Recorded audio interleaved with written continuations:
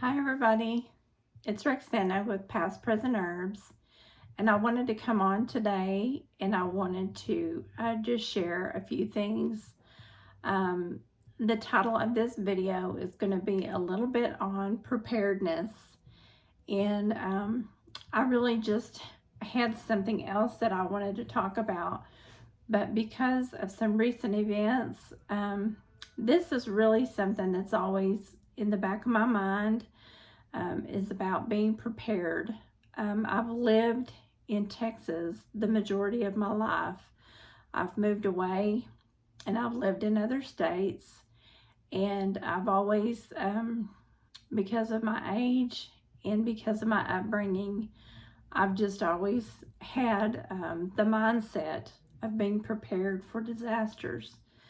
Um, Living in Texas, my mother and my grandparents and everybody that just raised me has always had the mindset of being prepared for tornadoes. We live in a tornado and disaster area. Um, Really not just tornadoes, but when I was being raised, we had a lot of snow. In the winters, it would drop to 0, and it would also be a lot of snow. I remember as a very young girl, um, we had a lot of snow to where we couldn't get out of our house, and the wind here is quite blistering.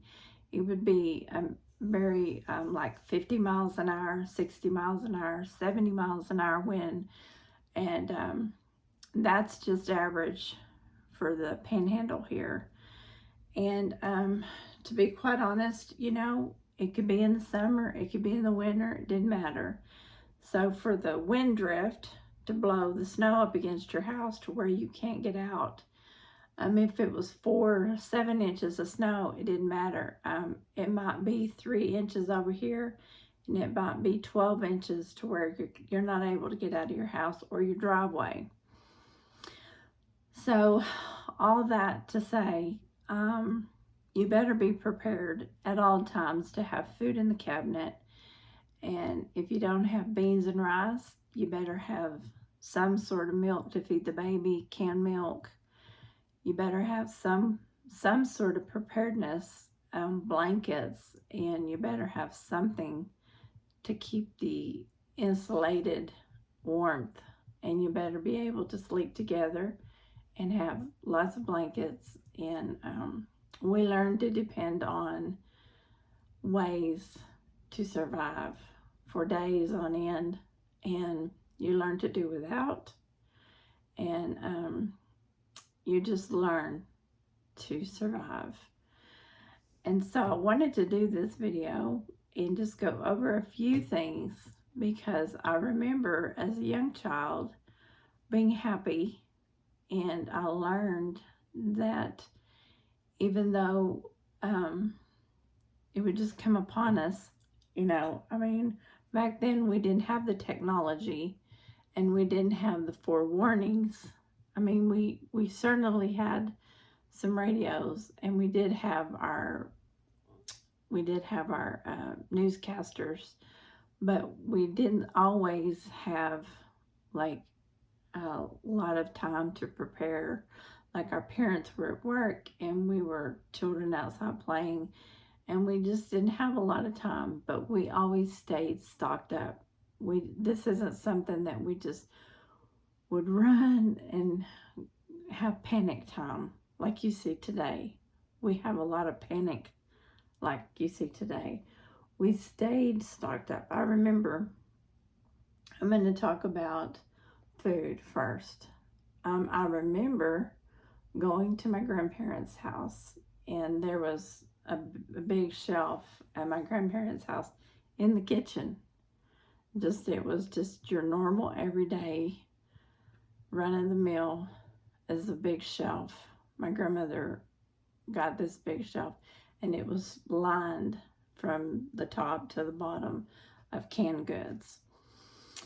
And quite often they were dusty because it wasn't your everyday um, canned goods. I mean, these were canned goods that were there for years, and some of the canned goods got eaten, and some of the canned goods just stayed there for years. And I remember as I got older, I would just pick up a can and look at it, and it would be 2 or 3 years past the expiration date. And I would tell her, these have expired. And she'd say, put it back. And I'd say, Granny, you need to throw these away. And she'd say, no, you put that back. Though I'll just say, it's a can of corn or a can of green beans. You do throw it away. And she'd say, you put that back. And she'd say, we're going to come across some hard times and we'll eat those. I'll never forget thinking to myself, I'm not going to eat these. But we eventually ate those green beans. And there was nothing wrong with those green beans or corn or whatever it was. But she bought new green beans, and she bought new corn, and she bought new this, and she bought new that. But as the dust would collect on them, she'd rinse off the top, she'd open it, and she bought other green beans and other stuff. But she was the only one doing the cooking around there. Eventually, I would cook, and I would think to myself, and she taught us to smell it. If there's no dents in it or whatever, then it's good. So I encourage you. I know that it's not very popular nowadays, because back then, the cans were a lot different than they are now. But they actually make cans a lot better now than they did back then. But if you have the ability and the means to buy an extra can of green beans, or an extra can of sardines, or an extra can of tuna, or an extra can of whatever, I always buy a little bit of canned chicken, and I have stocks in my pantry of chicken and a can of vegetable, a can of meat and a can of vegetable. And so I don't buy a lot, but I buy extra and extra. So when I do, the supply chain was threatened, I didn't run out and buy tons of food. I didn't buy any food, actually. I just went to get me some coffee cream and seen that everybody was freaking out over the toilet paper. And we're going to get to the toilet paper here in just a minute. And so I was like, what do you do if there's no cream and you're a coffee drinker like me? Well, back when I was young, and this happened a lot with my grandmother, if you have a grandparent and you paid attention like I did, you can improvise a lot. And it may not be something that you really like, but it's something that you can make do with, okay? Because these are the things that will help you stay calm and stay at peace and stay prepared for. Because if you think about all these things that I'm going to talk about, 9 times out of 10, you don't need a refrigerator too.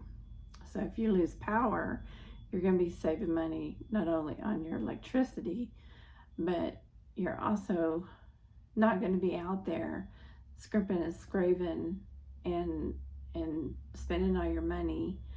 And you're also not going to be standing in long lines. It's just going to give you so much peace. But there's so many ways that you can save money on your food. We lived, as a kid, we lived on peanut butter and jelly.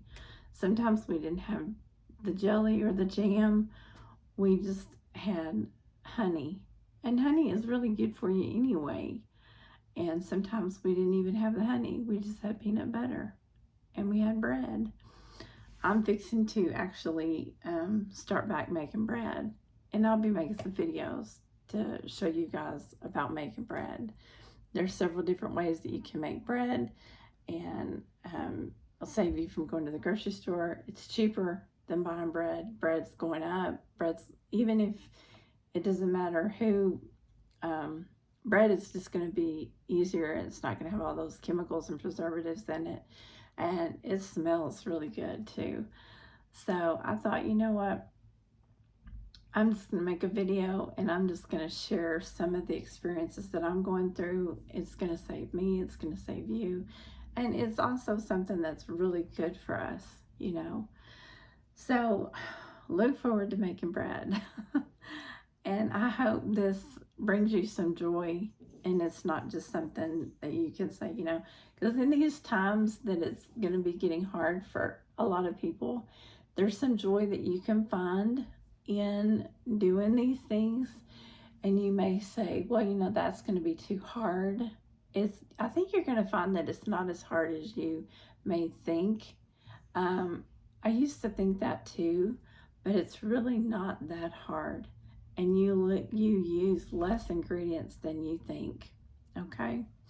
I think if you watch the video of me making bread, you're gonna say, wow, that's not that hard.